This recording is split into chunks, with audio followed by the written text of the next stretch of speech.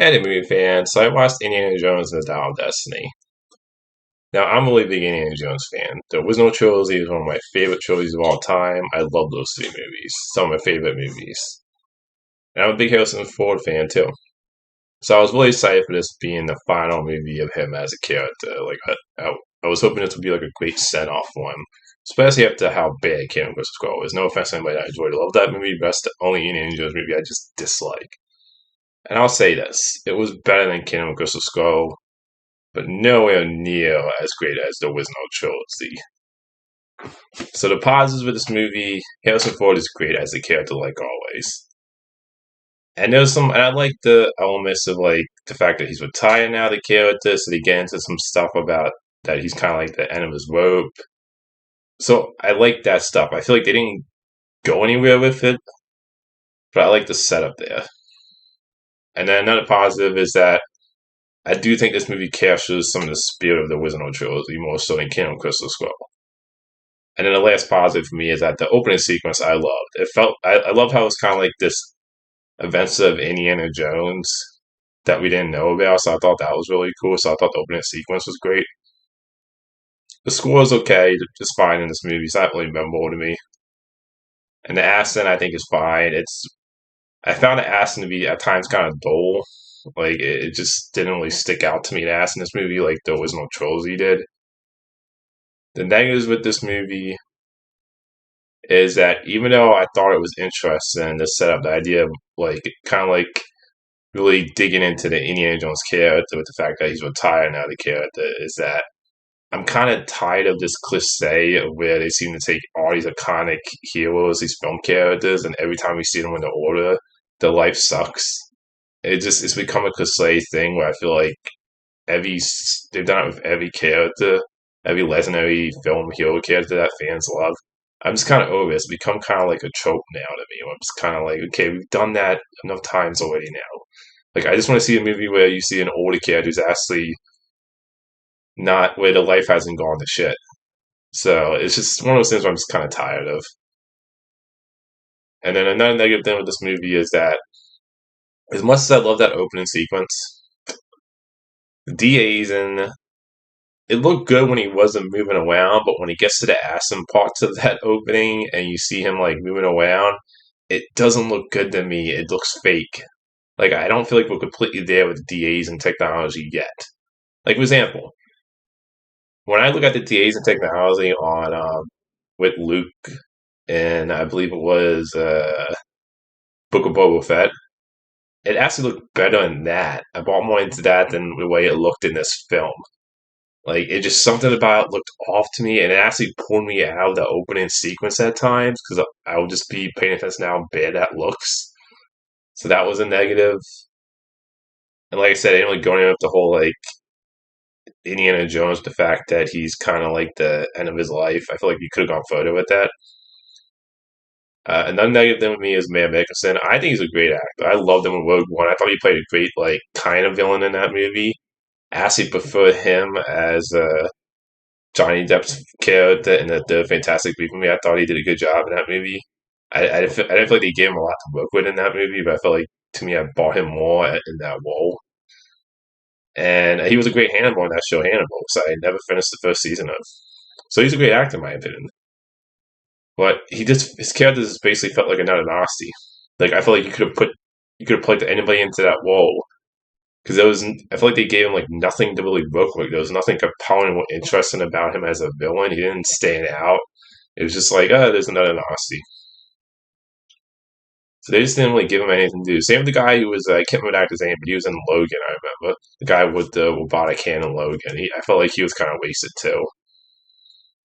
So the villain was not interesting. And then also, I don't know if anybody else noticed this was something that bothered me in the opening, is that Matt Mikkelsen's character, when he's fighting Indy on this train that's moving incredibly fast, he gets kicked off the train, and then they show him years later, there's not a scratch on him. Realistically, you would be dead if the train is moving that fast and you get off, and you get like, because something hit him. I didn't see exactly what it was, but something hits him that like hits him, and then like he gets him off the train, and it's like later on when you see him, it's like there's not a scratch on him. you would be dead. A train moving at speed, that just bugged me. I was like, they don't explain how he just survived that fall from the train. He just magically, when they show him later on, is like, he looks fine. That really annoyed me. I don't know if that annoyed anybody else, but that was like one of those things that kind of bugged me. And then another negative thing with this movie is that the accent is not very memorable. Like I said, it's very standard accent I've seen in other movies. It's like nothing memorable about it. It's like kind of dull at times accent. And then this movie's 2 hours and 35 minutes. This movie does not need to be this long. You could easily trim like 20, even maybe a half hour out of this. Like the middle chunk of this movie, the pacing just slowed down for me. I was like, this is boring. So you could definitely trim like 20, 25 minutes out of this movie.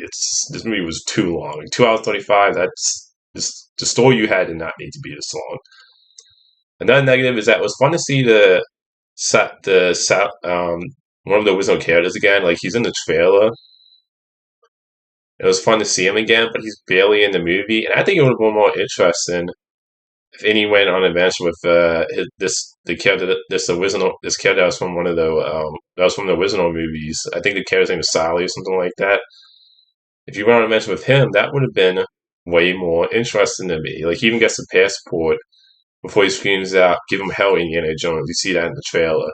Like he said, he has a passport for himself to go on with him, and I said that would have been more interesting because the new characters we got in this movie. I have some definite issues with the female character in this movie, the way she was written. But I felt like he was barely in the movie, and this is a spoiler for people, so if you haven't seen the movie, don't stop the video now. The actress who plays the Maria character, who was Innie's love interest in the Raiders of the Lost Ark movie, the original movie, yeah, and she came back with Keanu and Chris Crow, and they showed they got like married at the end of that movie. She's only in the ending of the movie, and and this is another positive. The final scene is a nice, sweet moment. I thought that was a nice bow to tie up Innie's journey throughout the franchise to see them end up together at the end. But I really wish she was in this movie more. I understand story wise why they did it, but I would have preferred her being in this movie more and his friend, the guy you see in the trailer that yells out, "Give him hell, Indiana Jones." I'd have preferred to see him with those two characters more because this is why we get into with more negatives. Is that let me start with the kid. The kid, he was like, I didn't care for him. He's supposed to be the actress who plays Annie's goddaughter, Phoebe Waller-Bridge. Phoebe Waller-Bridge. Her character has this like sidekick, this little kid. I didn't care for his character. He felt like a poor man's Shorty from like Temple of the Doom. Like he was trying to be Shorty, but he wasn't as funny, fun, or interesting. So I just didn't care for his character. And then Phoebe Waller-Bridge, look, I don't think I've seen her in anything. She might be a great. I'm sure she's a great actress, but God, I could not stand her character. There's a way to write a character that's unlikable but still likable at the same time. But she is such an asshole throughout this movie. Like she gets better towards the end. I'll give him that. I and I kind of understand what the story arc they were trying to have her be on, but through most of this movie, she's either bickering with having like her and Indiana Jones is bickering at each other for most of the movie. She stabs in the back more than once in this movie for most of the movie. And she I know they said at the beginning she cares about the cast, but they just like she just stabs in the back constantly throughout this movie, and she just comes off like an asshole to me. Like I didn't root for her character, I didn't care about her character. And another thing of this movie is that they show in the opening sequence that her dad is supposed to be like the character's name is Bisley. He's supposed to be like a friend of Indiana Jones who was just introduced in this movie. I didn't care for his character because he was just like in the opening sequence, and then you see him in another flashback later on. But he was like, and he's never referenced this character in the original trilogy. So they introduced like a randomly new character, and again you had the Sally character, and he's friend from the original movies. That would have been better. So I didn't care for her I didn't care for that friendship or the Bisley character either. But her character is the worst. I didn't like Shia LaBeouf's character in Kingdom of Crystal Skull. I thought he was a stupid character. I didn't care for him. She is one of the worst written female characters in a film I've seen. She is just like I said, just an annoying asshole. She just backstabs him throughout the movie. Yeah, till then she gets better, but at that point, you didn't make me care about a character or want to even root for a character. Like I despise her character the most in the movie, and it was like she wasn't just like I said. There's a way to make a character that's an asshole but likable at the same time, and they failed miserably at that in this movie for a character. Again, she's probably a great actress, but the character she was given was just not very likable at all. And the ending, not the final scene, but the ending before the final scene. And look, I'm okay with like Indiana Jones having supernatural elements because that's one of the things I love about the original trilogy is that you had like those supernatural elements at the end of those first three movies, but I bought into them. Kingdom of Crystal Skull was where they jumped the shark for me. Where I was like, oh god, flying saucer with aliens, this is ridiculous. Now, I'll say this isn't as ridiculous as time travel stuff where they time travel to a specific time period at that. It's not as ridiculous, but it did stress my believability with the supernatural stuff. Like it's not as ridiculous as the alien flying saucers, but still a little too ridiculous for me at the end of this movie. What happens? So it's just like so. At the end of the day, this is a movie. Oh, and when it comes to Shia LaBeouf's character, spoilers too. So if you haven't seen the movie, stop the video now. I'll be honest. When it comes to him getting killed off screen, because they say he went to be illicit to piss off any, so he died in a war. I honestly didn't have a problem with that. Like I said, I didn't care for Shia LaBeouf's character in Kingdom of Crystal Skull, so I wasn't really all that upset that they killed him off screen. Like I'm one of those people that gets annoyed when they kill characters off screen, but that's if I actually really like the character. And I just didn't really care for his character in Kingdom of Crystal Skull, so that didn't personally bother me. But yeah, so at the end of the day, this is a movie I thought was okay as a send off for Indy. I really wanted a better send off than this. Like I had a decent enough time with the movie. It's better than Kingdom of Crystal Skull. I will give it that. But as somebody who loves that original trilogy, I'm going to be honest. I think for me, this is a franchise kind of like Terminator, where Terminator ended with T2 in my head and my hand cannon. But this franchise, Last Crusade, to me was where this franchise ended in my head when it comes to any story. Like that final shot in Last Crusade where he's with his father and his friend and are wiring off to the sunset. That is where this. That's where the franchise ends in the head canon for me in my head, where I feel like they just couldn't come up with a compelling story with these last two movies. And another negative thing with this movie, I'm going to say, is that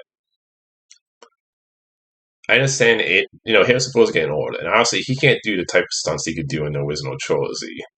But obviously, I could tell they're using CGI and stuff that was more, especially in the last movie and this movie. And I think that's what. And I think when you're working with Harrison Ford, I think he's like 80 in this movie. He's supposed to be 80 in real life, right, when he did this movie, and I think the character's supposed to be 70. Is that I couldn't buy the stuff he was pouring off in Kingdom of Crystal Skull, and could not buy the stuff he was pouring off here. And when you have a Harrison Ford who's much older and a character who's much older that can't do as much as he could accent-wise in the original trilogy, I think that's one reason why the accent comes off boring to me in this movie and Kingdom of Crystal Skull is the fact that, like I said, I just couldn't buy into it. Like the stuff he's doing in this movie, I'm just like, yeah, I don't buy that. His character's supposed to be 70. And just so, like I said, my overall thoughts is fine. This is a movie I would say I would recommend, but I would say keep your expectations a little low. Like this isn't a great send-off movie in my opinion, personally. Like I said, the last scene is a nice sweet moment to end it on for his character. But the overall quality of the movie as like the final film in the series, I wanted this to go out on a much higher note than what this movie did. I was hoping for a great final movie, not just an okay final movie. So at the end of the day, I would recommend this movie, like I said, but it's not a movie I would go see a second time in theaters. It's not even a movie I feel the need to go back and rewatch again. Like I'm good with just the original trilogy personally. So that's my thoughts on Dial of Destiny. Until next time, movie fans.